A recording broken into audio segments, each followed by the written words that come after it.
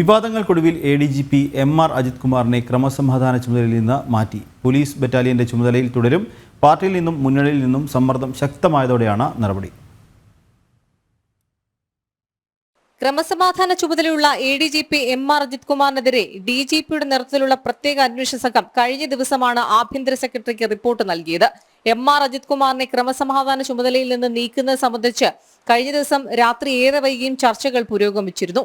CPIക്ക് പിന്നാലെ CPM സമ്മർദ്ദം ശക്തമാക്കിയതോടെയാണ് മുഖ്യമന്ത്രി നടപടി സ്വീകരിച്ചതെന്നാണ് വിവരം. ADGP MR അജിത് കുമാറിനെ ക്രമസമാധാന ചുമതലയിൽ നിന്ന് സായുധ പോലീസ് ബറ്റാലിയനിലേക്ക് മാറ്റിയെന്നായിരുന്നു മുഖ്യമന്ത്രിയുടെ ഓഫീസ് പുറത്തുവിട്ട വാർത്താക്കുറിപ്പ്. നിലവിൽ സായുധ പോലീസ് ബറ്റാലിയന്റെയും ക്രമസമാധാനത്തിന്റെ ചുമതല MR അജിത് കുമാർ തന്നെയാണ് വഹിച്ചിരുന്നത്.